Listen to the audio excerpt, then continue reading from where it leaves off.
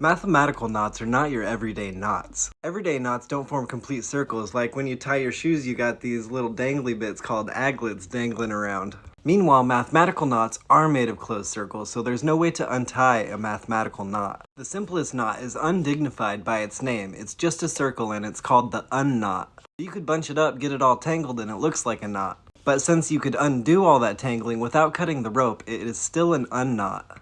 A big part of knot theory is discovering new knots and determining if established knots are just disguised versions of other known knots. The most simplest knot besides the unknot is the trefoil knot with 3 crossings. And in knot theory, crossings are where one bit goes over or under another bit.